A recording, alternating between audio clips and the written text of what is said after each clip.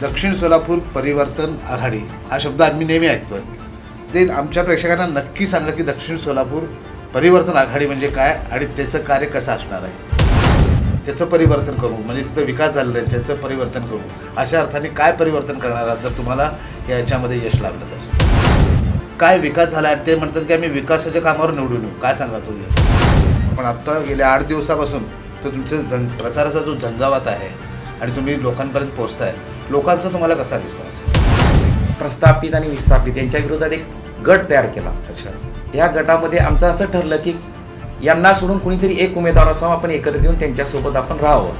पण कालांतराने काही अडचणी आल्यात, काही तांत्रिक अडचणी आल्या, प्रत्येकाच्या वैयक्तिक अडचणी आल्या. त्यामुळे सगळ्यांनी जरी माझ्याबरोबर नसले तरी सगळे माझ्यासोबत अदृश्य शक्ती म्हणून आहेत. अच्छा. संधी सारखं त्यांनाच काम. बरोबर. कारण गेली 10 वर्ष दिली ना संधी, कारण परिवर्तन विकास झालाच नाही. कार टू कार्पेट असं यांची ही स्ट्रॅटेजी आहे. त्यामुळे जनमानसापर्यंत कुठलीही सोयी सुविधा किंवा शासकीय योजना न पोचल्यामुळे आम्ही परिवर्तनचं काम चालू आहे.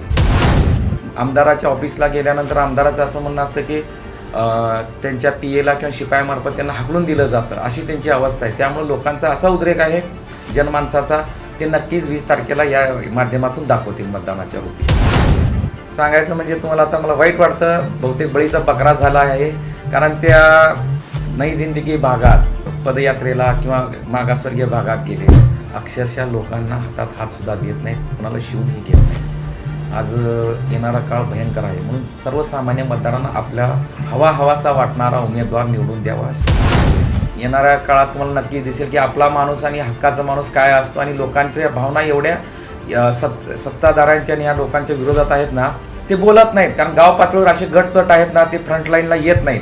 पण इतकी परिस्थिती भयानक आहे. काही कार्यकर्ते त्यांच्यासोबत जे आहेत ना, ते सुद्धा माझंच काम करतायत, पण त्यांना ते शोधणं आता सध्या अवघड आहे. आणि नक्कीच येणाऱ्या दिवसात तुम्हाला त्याची करामत मात्र अदृश्य शक्ती काय असते ते दिसणार आहे.